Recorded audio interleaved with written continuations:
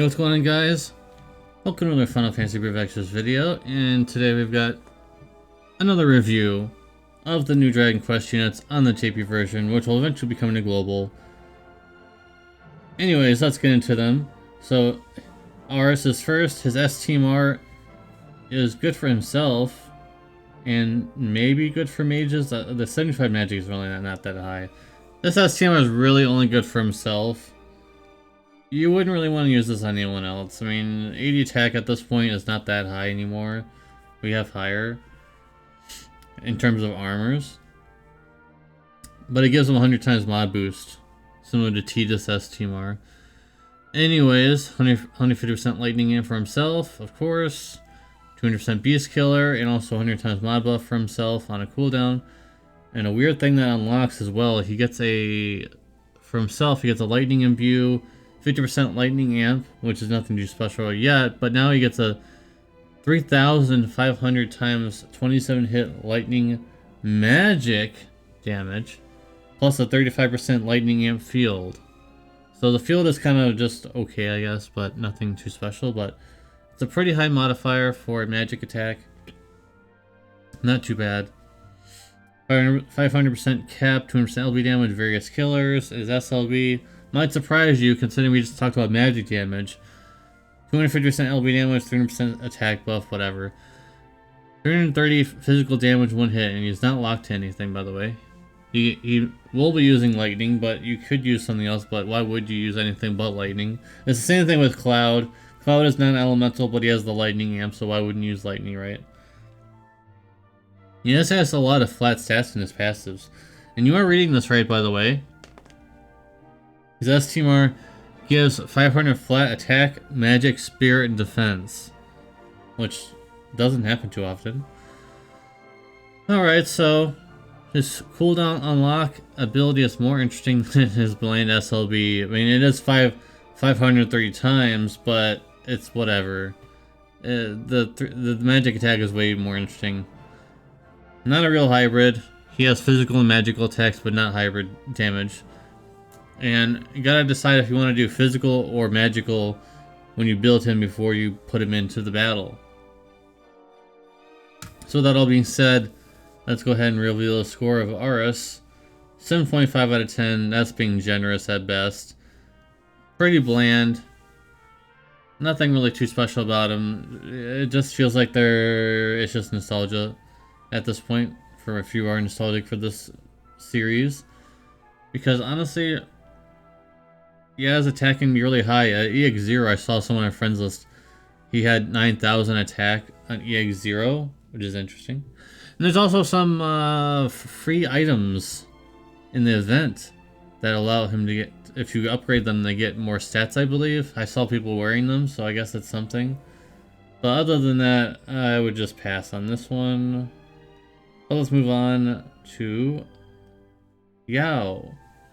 Her STMR is very bland and disappointing, and that's going to be a feature in this collaboration. So she has 150% light amp. She has 100 times mod for cooldown. She has an ability that unlocks quad cast and 1,400 times one hit physical damage ability. 600% cap. Yep, she's true to wield. 150% LB damage, 300% true to wield. So now she only needs lightning's STMR, the old one. They gave 100% true to wield. Various killers, and her SLB is 40% fist in peril, 130% light in peril, 330 times light physical damage, 27 hits.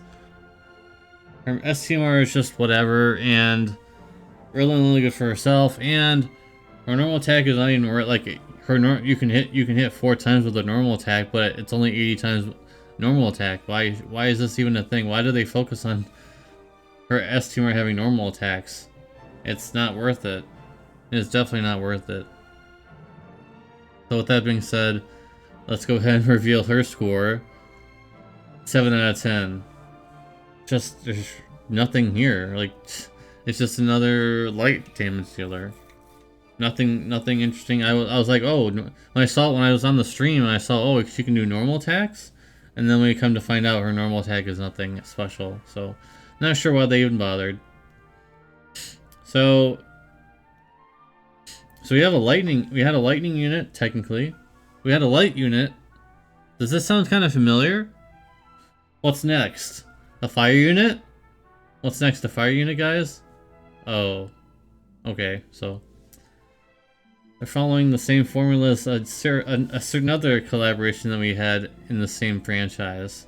A fire, a lightning, and a light DPS. I wonder if that's a sign that we may be getting a part 2. I'm not sure. So his STMR is just okay.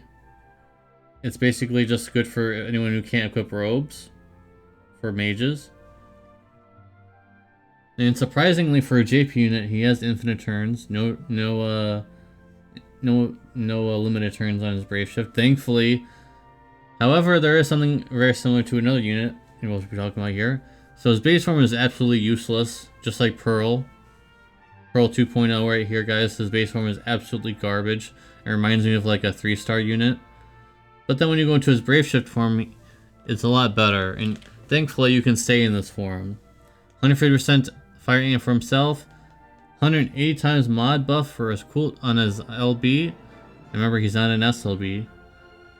And he has a 30% store buff, so he'll actually be doing quite a bit of damage on his LB.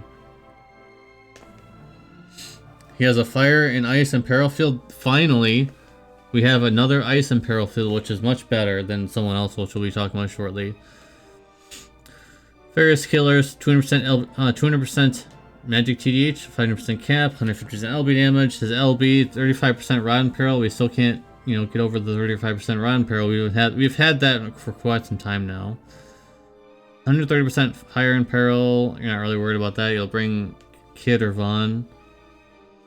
And 350 times fire magic damage. Sorry, fire magic damage, 1 hit.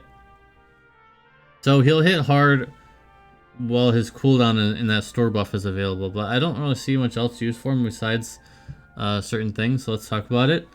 His really only value I see is the Ice and Peril field, which is much higher, finally, than Moogle of Narsha's 25%. And to be honest, Moogle of Narsha is almost useless besides the field as well. So it would be nice to get a higher Ice and Peril field. So if you somehow get this guy, he would be fine at EX1 because I think it's just worth it to bring him for the field and not much else. He might do some good damage if you pull a lot for him, I guess. And other than that, he's just an average fire magic finisher. Otherwise, and only because of the store buff and only because of the mod buff, which is higher than normal. Usually they only get like 100 times or something. So finally a mage is given some kind of leeway here, right? And let's go ahead and reveal the score for this guy. And yeah, 7 out of 10 because his base form drags him down a lot. Thankfully, at least you don't have to stay in it. Unlike Pearl, where she shifts back. You don't have to shift back. But really, the only value you'd ever want to pull for is the field. And there might be more in the future, so you might not have to worry about a collaboration unit having this. I'm not sure yet, but... And I know we don't usually review free units on this in my channel, but we're going to review the free unit for you guys. Kira. So Kira is here. He's free. And his STMR literally can only be equipped on himself, so don't get too excited on that 143 attack, because only he can equip it. And it's not even a thing that's special besides the 143 attack. 75% Beast Killer, and the active, he has an active ability. 500 times fire magic damage. I think that's just a lore thing. No 500 flat attack on his STMR or anything like that, sadly. And this is free, so you're gonna have to expect not much from this guy. 50 times mod buff for himself on a cooldown. Many killers.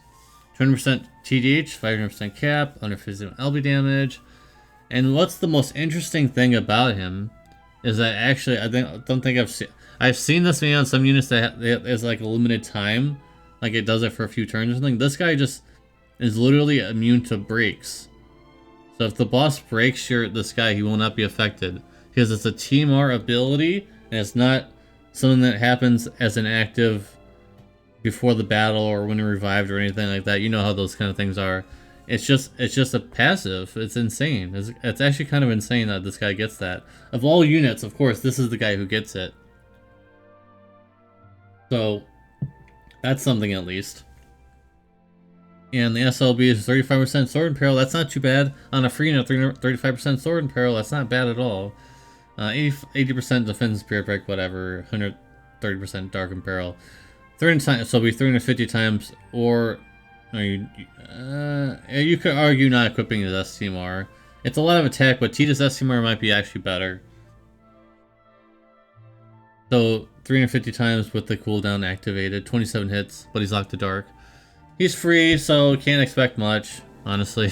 His mods are low, his everything is low, but it's free, and access to 35% sword and peril is nice. So at least that's something. Let's go and reveal the score. You're not gonna. I mean, this is kind of why I don't review free units. Yeah, 5 out of 10, because I have to be brutal, because there's really almost nothing about him besides the 35. The only reason why you'd ever want to bring him along is the 35% sword and peril. Or if there's some kind of boss that does a lot of breaking, I guess you could work on bringing him or something. Alright guys, that's going to be it for this review. Thank you guys very much for watching. Appreciate you. If you do pull in this banner, good luck. If you do not, I don't blame you. Because the scores aren't looking too great for this banner for sure. Alright guys, thank you guys very much for watching. Appreciate you, and I'll see you next video. Peace.